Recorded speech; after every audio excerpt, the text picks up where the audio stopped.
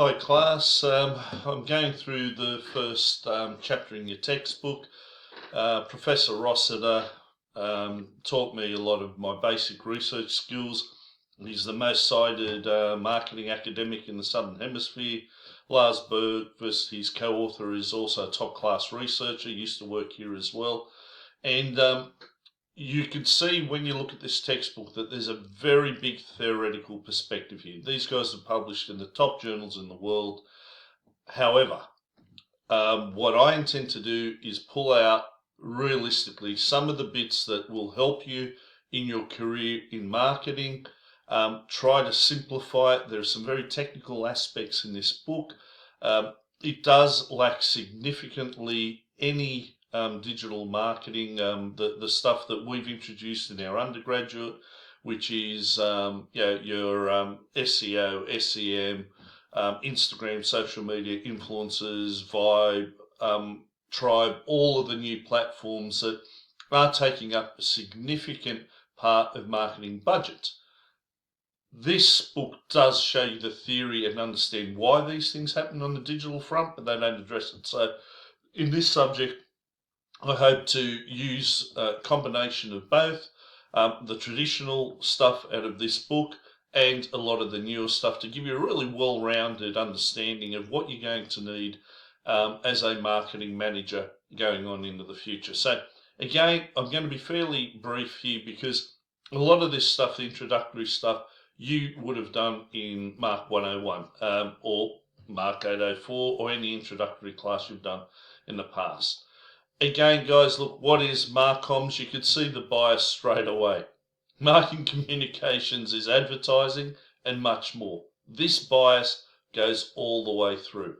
The key point here is in modern MARCOMMS, all possible contact points with potential current customers are regarded as opportunities. I've always believed this is it. Whatever the customer sees is a marketing communication. It's everything that influences how they feel about brands, the service, product, and what have you. So guys, to give you an idea, unless I've highlighted it, I don't view it as particularly relevant to you. This is a get to the point tour of your textbook. Now, again, here we have the focus on the new media. Guys, I think you guys know it. You've grown up with this, and you are regarded as digital natives. So again, I'm not going to tell you guys stuff that you use every day. Now, this is where I want you guys to focus, in that I'm treating you as if you are marketing executives. The biggest problem I see is that most of you are still in the student mindset and don't realize what you're doing this degree for. You are going to be spending company money developing marketing communications. Here, you've got MARCOMMS expenditure, 47% is in advertising. Now, one of the interesting things is that a lot of you will never look at free-to-air commercials, which is astounding because that is still a significant output that we as marketers make. Now, what's going crazy is internet advertising. Again, this is the future, so this is the focus of the subject. Now, what I like a lot about this textbook is that it does actually have some really good frameworks up front. What is the big picture? You have a look at it. Guys, this is where we spend our money in trying to get the attention, influence the behaviors of the customer. Always seeing what happens here is important. We have a budget given to us and we get to spend it, and increasingly we have to show that we're getting results. It's not like the old days where, oh yeah, we know our ads are working, our sales are up, we don't know why. The ability to track the effectiveness of advertising is unbelievable at the moment. The return on marketing spend is, everyone knows what's going on, especially on the digital side. So here he calls it advertising, here he calls it marketing. Look, this is a split that I view it all as just marketing, right? Everything in advertising comes under a marketing banner. Now, what's the definition? I think this tells you immediately this is the old school approach, right? That advertising, sales promotion, PR, personal selling is using your marketing mix. We're using all of the tools available to us now, and digital marketing in particular, and that's what I'll be focusing on. However, the channel perspective that they have here is still relevant. You've got manufacturers, your consumer, your retail, trade, professional trade, industrial side businesses. This is the ecosystem we live in. And understanding that we all coexist, we're all spending money, we're all trying to get the dollar from the consumer, or if it's a business, is what we do as a profession. All right, I'm not going to go into what communication means in Latin. Again, this is just, it drives me crazy when we have these very academic definitions in a textbook. Look, they have two major forms of MARCOMMS. This is a big distinction. Advertising and promotions. You've got PR and personal selling covered later. I'm not going to focus on that as much as the absolute fundamentals. What's advertising? Building a brand. I think we get that from our first year stuff. What are the types? Direct response, corporate image advertising. Guys, again, we get this. What are our definitions? The authors make, I'll move this up here, a very big deal about the forms of promotions, sales commissions, frequent flyer points, all of the other stuff in trade that generates sales, that makes it easier for your product to get to the end consumer. These literally are all of the toys that we play with as marketing executives to get a response. We want the customer's money. We want it spent with us. We also want them telling their friends to buy similar products. So this is just an old classic system of putting down definitions. Good to know. Most of you have experienced this. But is it critical? Nice to know, but the one that really does matter is brand equity, guys. Corporate brand equity and how it's valued are two really big deals. Brand valuation. Interbrands definitely need to look at this website to appreciate how much these companies are worth. And they're worth this much because they occupy a significant part of a customer's mind. Coca-Cola, Nike, Reebok, these are instantly recognized brands. Ferrari, Lamborghini. And it makes your marketing so efficient. You don't have to create awareness. People aspire to these brands or want these brands or use them all the time. They're related to their self-image. And the companies reflect this. I mean, look at Apple. It's worth $170 billion. This is ridiculous amounts of money that a company's worth. It's because of its brand name that anything that comes out with Apple attached to it will get immediate recognition around the world. Look at these companies, Microsoft, Toyota, you're talking serious companies. But they have all invested billions of dollars in advertising and promotion to get customers buying their products. Now, this is a very technical section, brand item equity. What they are trying to do is show you how important is your brand to the consumer, and are they willing to pay for that equity? Can you leverage that equity in manipulating your price higher or lower? And if you increase the price, will it increase sales because it's viewed as better value? Go through these examples. They love using this terminology. I could spend a day explaining this. Just have a read of it yourself. It is just trying to get you to understand the brand itself has unique ability and with its relationship with price. That people will pay more for a brand name. And you look at luxury brands, it's ridiculous what people pay for them.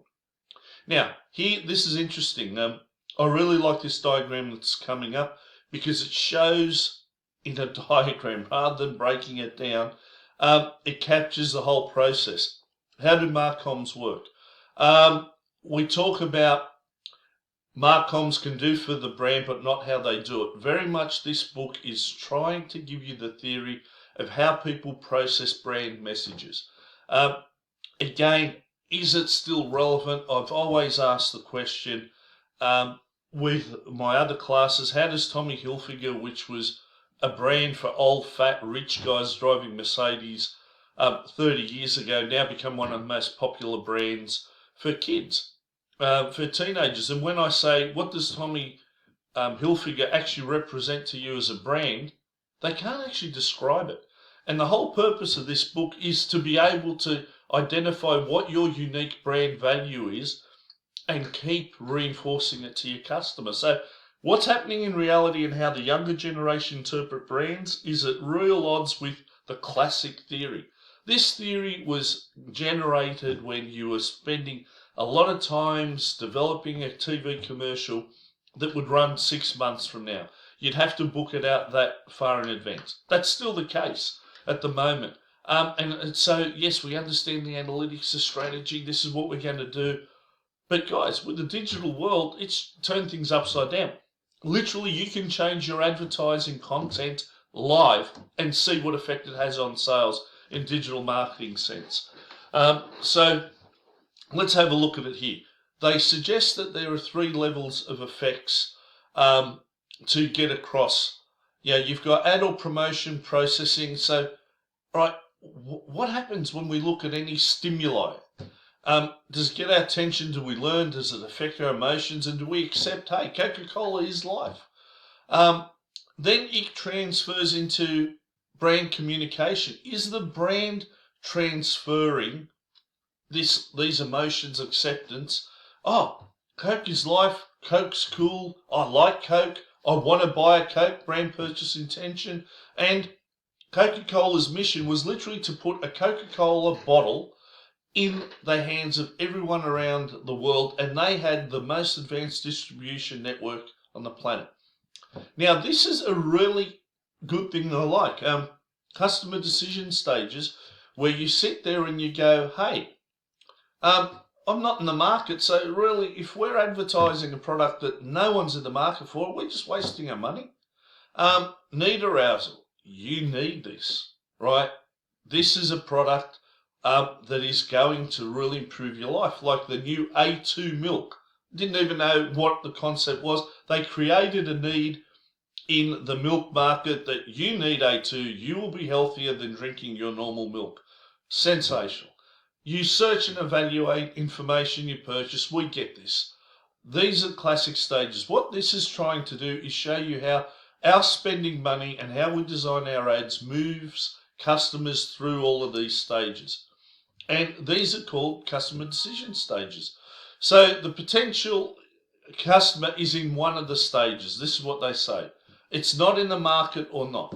Now, look, this is your traditional approach. A lot of the times, digital companies will drop an offer to someone online and they'll go, oh, that's good. I never thought about that. I'll buy one.